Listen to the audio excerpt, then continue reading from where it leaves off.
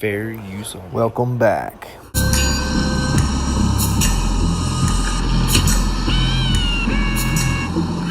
who are you, little fella? Come to show him where I am. Not nice.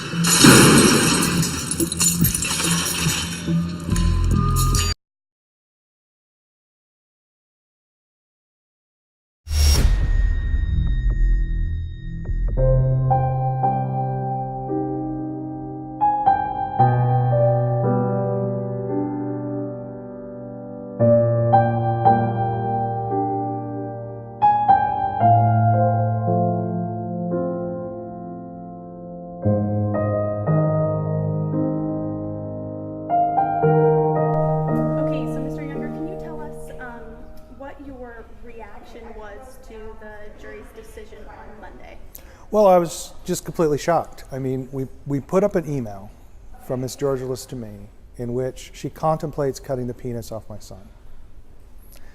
20 minutes later, they go into deliberations, and they come back voting against me. I mean, the Texas that I grew up in, the Texas that I live in, if a parent did that, we're just going to give them to the other parent. We're not going to tolerate that kind of craziness.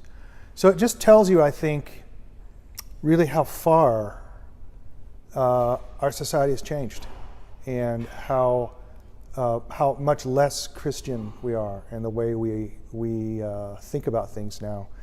And I hope it's a wake-up call to the churches to awake from their dogmatic slumber and step back out onto the streets of the agora, as Paul did in Athens, and start taking on these issues head on.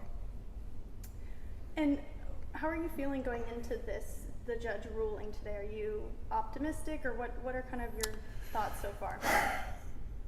My experience with family courts is that they pick a winner parent and a loser parent. And the reason they do that is because of Title 4D. So the federal government gives matching federal funds for the collection of child support.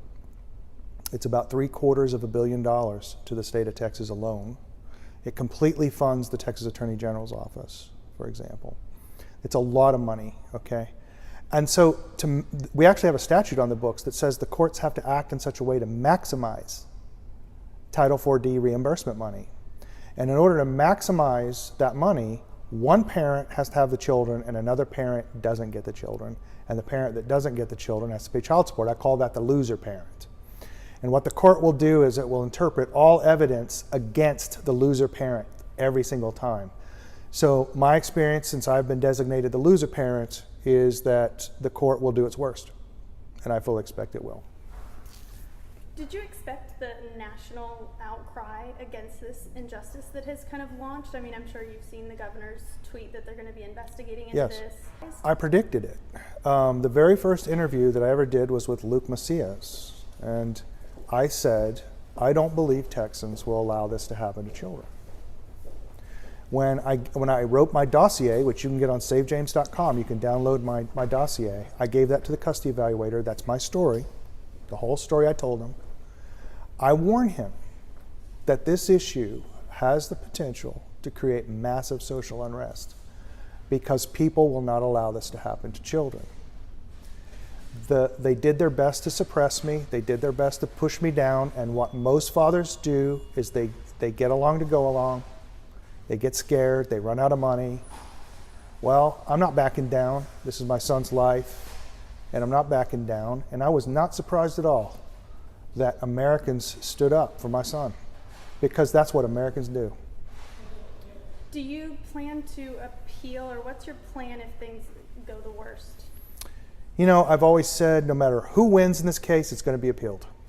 This case is going to wind up in the Texas Supreme Court. I would be surprised if it doesn't make it in the federal courts and even go to the U.S. Supreme Court. And I'm ready and willing to go there because I would like to protect every child in the United States from these abhorrent practices by the medical community. That's one of the reasons why we've always said from the very beginning, we didn't just say save James. We said save James, save thousands of kids. And the reason we said that last part is we did not want to forget the other children who are suffering from this with parents that just don't have the resources, the will, the capacity, the circumstances to fight. You've You've been pretty open about this. In your divorce proceedings, there are a lot of accusations against you. There's a lot of history that they pulled up, and a lot of really negative things that the court deemed to have found. Can you just kind of tell us about some of those accusations and what the court later found? Yeah, so I did an appeal after my annulment. And let's be clear what the court did. It annulled a 5-year marriage with 2 children. And by doing so, it made those 2 children illegitimate and born out of wedlock. You know, I've told this to judges, other judges in other counties and lawyers, and they fall out of their chair. I mean, as far as I know, that's never happened in Texas before, right? We don't make children illegitimate. We don't do that in Texas, but this judge did that. The findings of fact, I've published them on the SaveJames.com site, and I've been very open about them because there's 2 interpretations of them. One is that they're very damaging to me, okay? And they probably will follow me for the rest of my life. But there's another interpretation. I think if you read the findings of fact, you'll find that they're ridiculous. And I think they're an indictment of the court, and that's why I put them out there. Let me give you one example. I believe it's finding 57. I'm not sure the number, but one of the findings says, this is a finding of fact from a judge in a court, okay? An official finding of fact. Keep this in mind. Here it is, quote, Jeffrey Damon Younger will do and say anything to get his own way, unquote. The court actually found, as a matter of fact, that it knew what I would do in the future, which is totally absurd, right? The other thing I would say is the whole annulment was granted on the basis of marital fraud. Basically, I had misrepresented my military background, my education, where I'd worked, and how much money I had made. But here's the thing that nobody ever talks about. We signed a prenuptial agreement.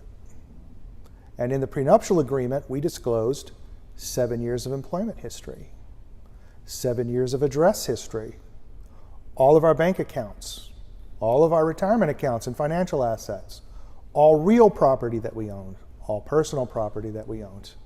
In addition, we gave each other our Social Security numbers and our driver's license numbers so we could run background checks on each other. Every single page of the prenup was initialed. Texas law requires that a lawyer brief you on the contents of the prenuptial agreement. Then it was signed by both Ms. Georgelis and I and by our attorneys, and the judge still said I misled her about these things. And was the prenuptial agreement allowed to be evidence in court? It was provided as evidence to the court. Wow, okay. Now, there's one finding that I think a lot of Christians would find controversial. Ms. Georgelis actually accused me of being homosexual because I was discharged for this from the Army. Well, what happened there is back in my youth, you might say my misspent youth, or let's be nice and say my checkered past, I was a libertarian. I was not a conservative, I was a libertarian. And a cook in the mess hall of the 45th Company at the United States Army Airborne School, which is where I was running the lateral drift trainer, was discharged dishonorably for being gay. Now, dishonorable discharge is worse than a federal felony conviction. Pretty much nothing worse to you can happen in America than getting a dishonorable discharge from the military. It was it's really reserved for cowardice in battle, okay? So I led a protest against that, and the officer court didn't like it and took it out on me, and that's what happened to me in the Army. So I think if you hear these people saying that I'm some kind of anti-gay or anti-trans ideologue, my answer to them has been, have you ever been in jail for gay rights? Have you ever stood up and had a career, like my military career, threatened for standing up for the rights of somebody, when I don't even believe in gay marriage and never have? But I do believe in human rights of people and that the government should treat people well. So I don't hide any of this. I put all this out there. I want everybody to know, what that's about. And Miss Georgelis knew all about this. We had long discussions about these things. Her mother was a prominent gay rights activist herself, and we had discussions about this too. So this was no surprise. This was all presented to the court, but the judge still found I misled her despite all the facts I'm telling you right now. So I think I offer you 2 interpretations of the findings of fact and conclusions of law from the 255th Court. One interpretation is, wow, Jeff totally misled Ms. Georgelis and he's an untrustworthy character. The second interpretation is that the court's crazy, right? But I would also say this. Let's say that the first interpretation is the one you believe, that I'm untrustworthy. I'm not trying to cut the penis off my son.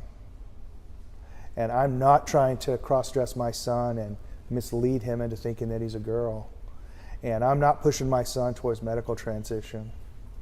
And I haven't done all that without the consent of the other parent. So I think if we're looking at two parents who are imperfect, let's say you buy the first interpretation of those findings of fact, I think I'm a lot less imperfect than Ms. George was on this particular issue.